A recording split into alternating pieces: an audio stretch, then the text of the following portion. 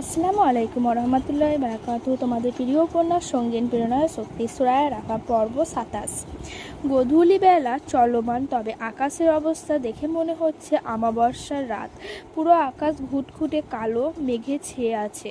বিদ্যুতের ঝলকানিতে ক্ষণে ক্ষণেই পশ্চিম আকাশ রক্তিম হয়ে চোখের সামনে ভেসে উঠেছে।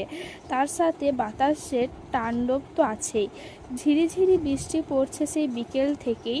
রাতে বোধ হয় ঝড় আসবে। ভার্সিটির গেটের সামনে একটা কাক পক্ষীও অবস্থিত নেই।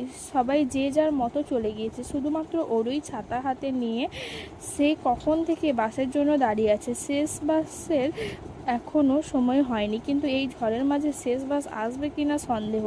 ওদিকে বৃষ্টির টোপে ধীরে ধীরে বেড়েই চলেছে। হাতে ছাতা থাকা সত্ত্বেও পায়ের দিকটা ভিজে গিয়েছে। অরু হাত দিয়ে জামা কাপড় থেকে বারবার বৃষ্টির পানিগুলো ঝেড়ে সরাচ্ছে। তখনই বিকট আওয়াজে হর্ন বাজিয়ে ভার্সিটির গেট থেকে বের হয় কৃত্তিকের কালো রাঙা মার্সিডিজটা। বাইরে তৎক্ষণে ঝুম বৃষ্টি। কৃত্তিক অরুর সামনে গাড়ি দাঁড় করিয়ে জানলার কাঁচ নামিয়ে নির্লিপ্ত কণ্ঠে বলল, উঠে আয়, রাত হলে ঝড় আরও বাড়বে। আজ আর বাস আসবে বলে মনে হচ্ছে না। থাইল্যান্ড থেকে আসার পর থেকে কৃত্তিকের ওপর মহা বিরক্ত অরু। না পারতে কথা বলে না, এখনও বলতে ইচ্ছে করছে না। তাই ও দাঁড়িয়ে না থেকে চুপচাপ হাঁটা ধরে বৃষ্টির স্নাত রাস্তায় টুপটাপ ধরে। কেন যেন মনে মাঝে জিদ চেপে বসেছে। কৃত্তিকের কথা কিছুতেই শুনবে না আজ। সবসময় কৃত্তিকের জিদের কাছে পরাজিত হয়ে ক্লান্ত অরু। কৃত্তিকের জিদের বসে করা কর্মকাণ্ড মনে পড়তেই হাঁটার গতি আরও বাড়িয়ে দিল ও। পায়ের জুতো পানিতে ভিজে জপ জপ আওয়াজ হচ্ছে, তবুও হনহনিয়ে হাঁটছে অরু। তবে বেশিদূর এগোনোর আগেই পিছন থেকে ওর ছাতাটা টান মেরে নিয়ে নেয় কৃত্তিক।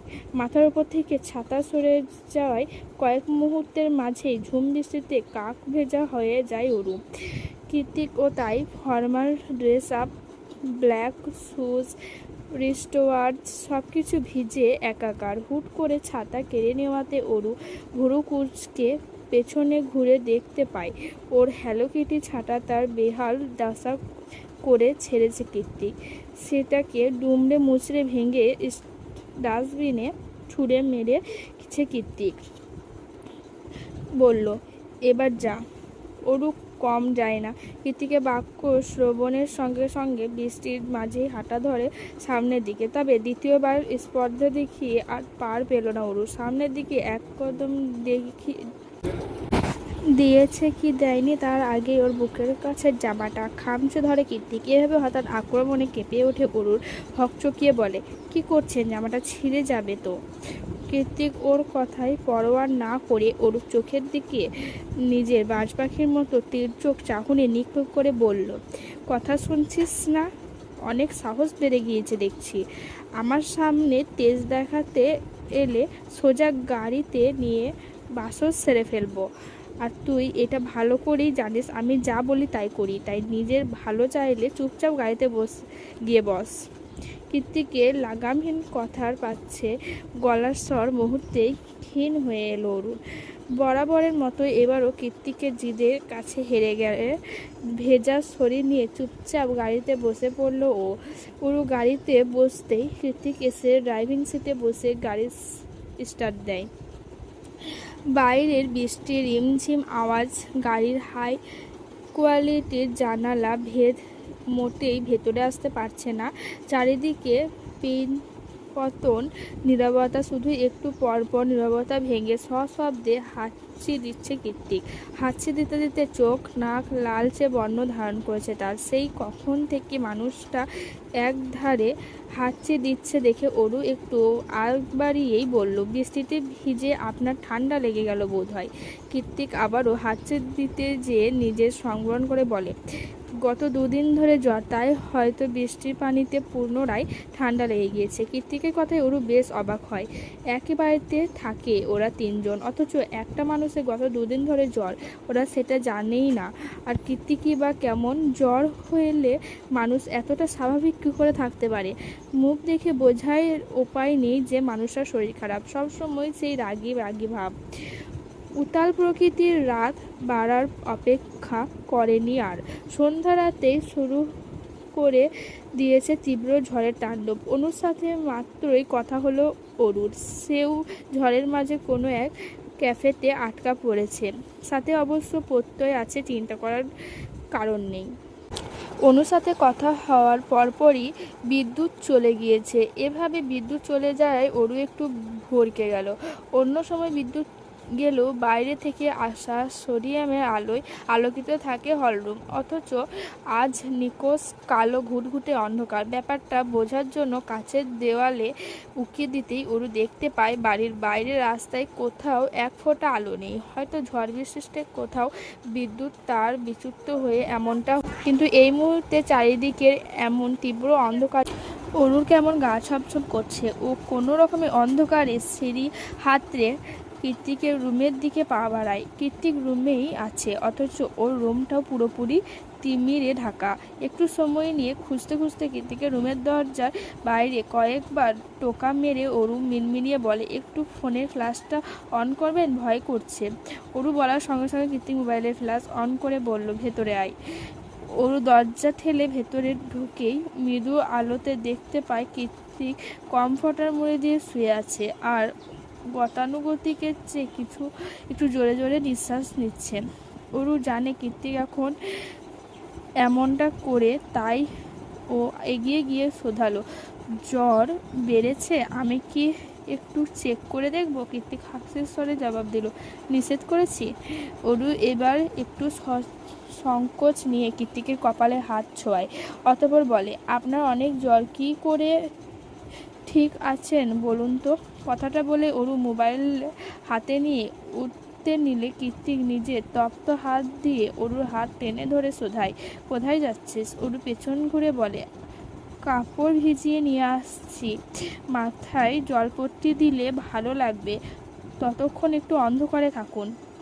সন্ধ্যা রাত গড়িয়ে ঘড়ির কাঁটা গিয়ে ঠেকেছে রাত 10টার কোঠায়। বিদ্যুৎ এখনো আসেনি, আর না অনু ফিরেছে। অরু সেই যে কৃত্তিকের শিওরে বসে এখনো বসেই আছে। বৃষ্টির রিমঝিম আওয়াজে চোখ দুটো ভার হয়ে এসেছে ঘুমে। এবার মনে হচ্ছে যাওয়ার দরকার নেই। তাই ও কৃত্তিকের মাথার জলপট্টি উল্টে দিয়ে বলল, আমি এখন যাই, ঘুম পেয়েছে। তৎক্ষণাৎ ওর হাতটা শক্ত করে চেপে ধরে চোখ বন্ধ রেখে কৃত্তিক বলে, কোথাও যাবি না, এখানেই বসে থাক। বৃষ্টি কমেছে, বিদ্যুৎ আপা দুটোই চলে গেছে, তাছাড়া আমার ঘুম পেয়েছে তো। কৃত্তিক অরুর কথায় তোয়াক্কা না করে বলল, ঘুমাতে হবে না, আমি বলেছি তুই যাবি না, তার মানে যাবি না, নয়তো সবাইকে বলে দেবো তুই আমার বউ। অরুর দাঁত কিরমির করে বিরক্ত হয়ে বলল, ব্ল্যাকমেলটা আপনি খুব ভালোই করতে পারেন, সব আমাকে শাস্তি দেওয়ার ধান্দা।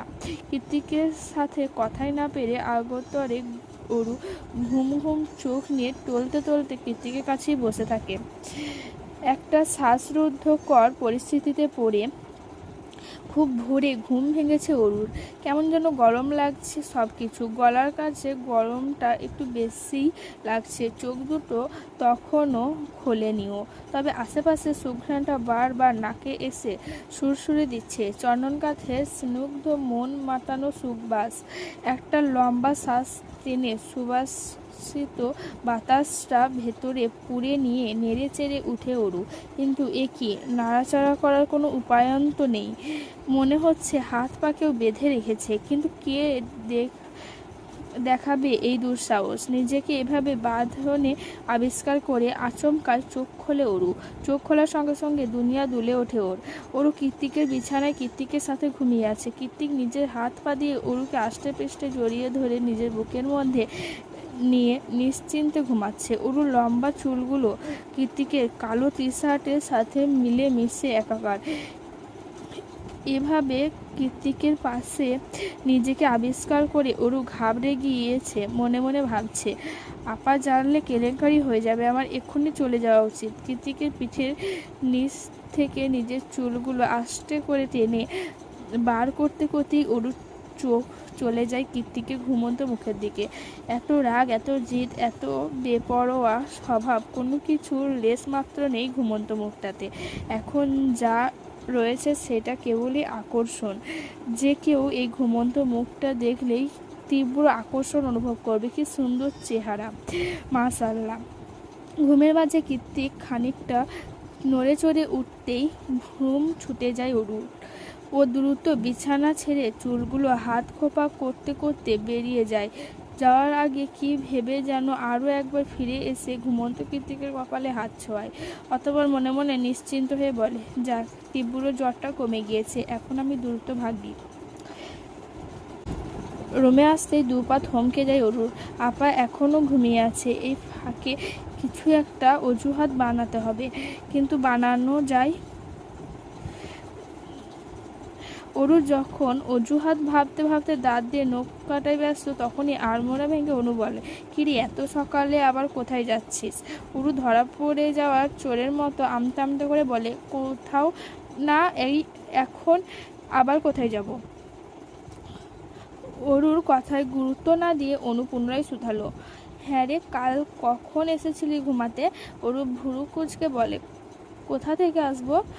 আরে তুই তো কাল রাতে কীর্তি ভাই মোবাইল থেকে মেসেজ দিলি আমায়, তুই নাকি পড়ছিস, খুবই ইম্পর্টেন্ট টপিক, ঘুমাতে দেরি হবে, ওই জন্যই তো তোকে আর ডিস্টার্ব করিনি, রুমে এসে ঘুমিয়ে পড়েছি। অরু এতক্ষণে বুঝলো ওর হয়ে কীর্তিক মেসেজ করেছে অনুকে। এবার ও একটু স্বস্তির নিঃশ্বাস ছেড়ে বলল, হ্যাঁ রে আপা, অনেক কঠিন পড়া ছিল, ওই জন্যই তো কীর্তিক ভাইয়ার রুমে গিয়েছিলাম পড়া বুঝতে, বাড়িতে স্যার থাকলে যা হয় আর কি। এক নিঃশ্বাসে কথাটুকু শেষ করে নিজের শরীরে গন্ধ নিল অরু। পুরো শরীর জুড়ে স্যান্ডালউড পারফিউমের গন্ধ মোমো করছে। যে কেউ কাছে এলে বুঝতে পারবে এটা কীর্তিকের শরীরের গন্ধ। অরু উপায়ন্ত ভেবে না পেয়ে দ্রুত ওয়াশরুমে ঢুকে অনুর উদ্দেশ্যে বলল, আমি একটু শাওয়ার নিয়ে আসি, তুই থাক। অনু হাই তুলে আবারও ঘুমাতে ঘুমাতে বলল, এত সকালে শাওয়ার নিয়ে আর কি আছে, পাগল মেয়ে। চলবে। নেক্সট না লিখে গঠনমূলক কমেন্ট করলে উৎসাহিত হব। কাল বাসায় ইফতার পার্টি, গল্প আসবে না হয়তো।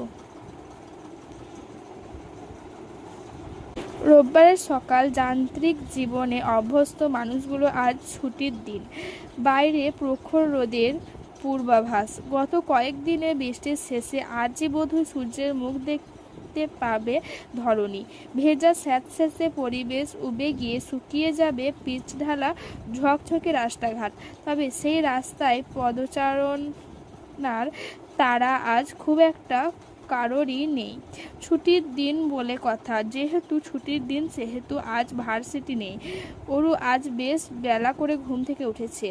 এত বেলা করে উঠতেও আজকাল চোখ দুটো থেকে ঘুম কাটানো বড্ড দায়। কোনো মতে ঢুলঢুলু পায়ে রোবটের মতো নিজের সকালের কাজগুলো সেরে অরু চলে এসেছে হলরুমে। বাড়িতে অরু ব্যতীত কেউ নেই, শুধুমাত্র হলরুমে ডিভানে বসে লেজ নাড়ছে ডোরা। ডোরাকে এভাবে ডিভানের ওপর বসে থাকতে দেখেই এক ঝটকায় ঘুম ছুটে গেল অরুর। চোখের পাতায় কয়েকবার পলক ফেলে দাঁত দিয়ে জিভ কেটে এগিয়ে গিয়ে ডোরাকে উদ্দেশ্য করে অরু বলল, কি করেছিস ডোরা? এটা জায়ান কীর্তিকের বসার জায়গা, তুই এইখানে বসেছিস? জানলে আমাকে তোকে দুজনকে ঘাট ধাক্কা দিয়ে বাড়ি থেকে বের করে দেবে প্রফেসর জেকে। ঘরবাড়ি হারিয়ে বনবাসী হতে না চাইলে তাড়াতাড়ি নাম। অরু তীব্র চোখ রাঙানো ধমকে বোধ হয় কাজ হলো। তৎক্ষণাৎ লেজ নাড়াতে নাড়াতে জায়গা ত্যাগ করলো ডোরা। ডোরাও মুখ কাচুমাচু করে চলে যাওয়াতে অরু সেদিকে তাকিয়ে ফোঁস করে একটা দীর্ঘশ্বাস ছেড়ে বলল, রাগ করার কি আছে, আমি তো যা সত্যি তাই বললাম। প্রফেসর জেকে তো আর তুই চিনিস না, তাই অমন রাগ দেখাচ্ছিস। আমি চিনি, চিনবো নাই বা কেন বল? ক্লাসে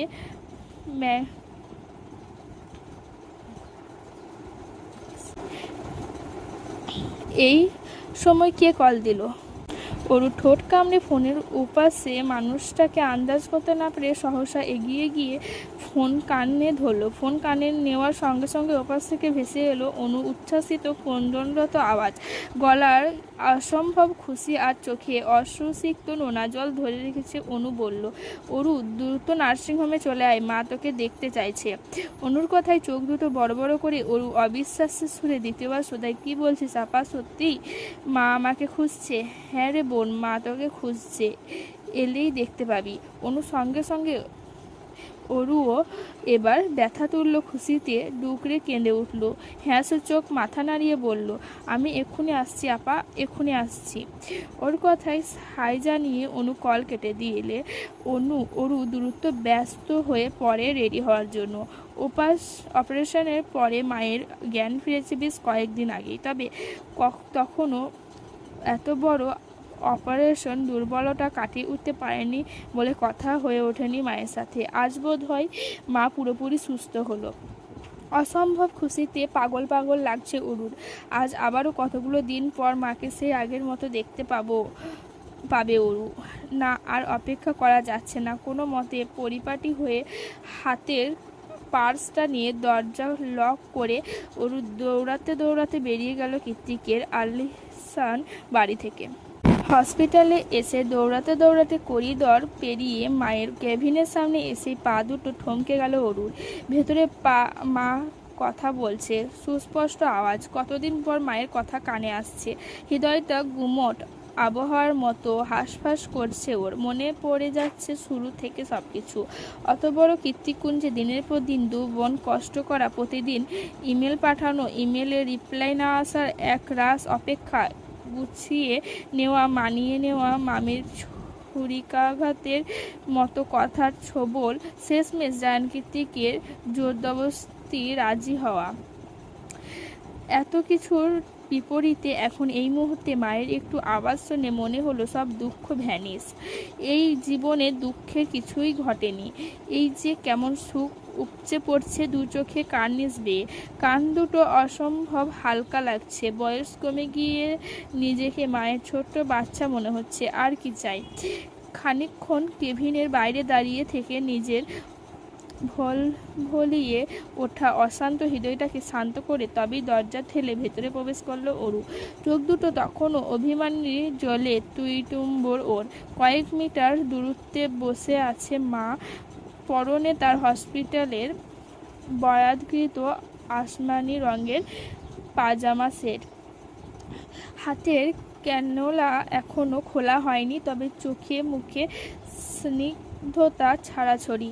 এমন সুস্থতা দেখে মনে হচ্ছে নতুন করে জন্ম হলো তার। অরুর অবশ্য এমন মনে হওয়ার কথা, কারণ ও খুব বেশি মায়ের ধারে কাছে থাকেনি। শুরু থেকে শেষ পর্যন্ত অনুর ত্যাগ তিতিক্ষার কাছে অরুর এই সামান্য কষ্ট কিছুই না। আজমেরি শেখ বরাবরই রাশভারী গোছের মানুষ, খুব একটা আবেগ তিনি দেখাতে পারেন না, কিন্তু এরকম একটা মুহূর্তে নিজেকে ধরে রাখা দায়। তিনিও পারলেন না। এক হাতে অনুকে আগলে রেখে অন্য হাত এগিয়ে দিলেন অরুর উদ্দেশ্যে। অরু আর অপেক্ষা করলো না, ছুটে এসে জাপটে ধরল মাকে। তিন মামের কান্নার রোল পড়ে গেল পুরো কেবিন জুড়ে। এতগুলো দিন পর অনুর মনে হচ্ছে ও আর একা নয়, ওকেও স্নেহ করার মানুষ আছে। এর চেয়ে প্রশান্তি আর কী বা হতে পারে।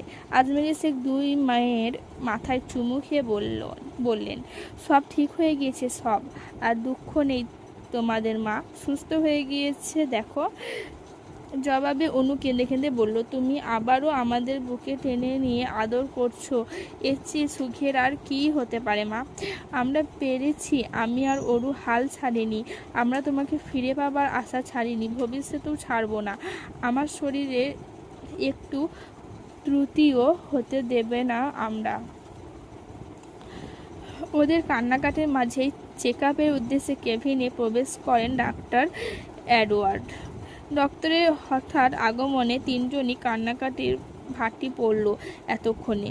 তৎক্ষণাৎ ডক্টরকে জায়গা করে দিয়ে দুই বোন দুই দিকে সরে দাঁড়ালো ওরা। অতঃপর আজমেরি শেখকে ভালো মতো চেক আপ করে ঠোঁটের কোণে একটা আন্তরিকতা জানালো হাসি ঝুলিয়ে ডক্টর বললেন, কংগ্রাচুলেশনস মিসেস আজমেরি। আপনার অপারেশন এর পর আপনি এখন পুরোপুরি ফিট আছেন। আজ বা কালকের মধ্যে আপনাকে ডিসচার্জ করে দেওয়া হবে। তবে হ্যাঁ, প্রথম দিকে প্রতি সপ্তাহে এবং পরবর্তীতে প্রতি মাসে একবার করে নার্সিংহোমে এসে হার্টের কন্ডিশন চেক আপ করতে হবে আপনার। অন্তত 6 মাস এটা ধারাবাহিকভাবে করতে হবে। তাই অনুরোধ রাখবো আগামী 6 মাসে দেশে না ফেরার।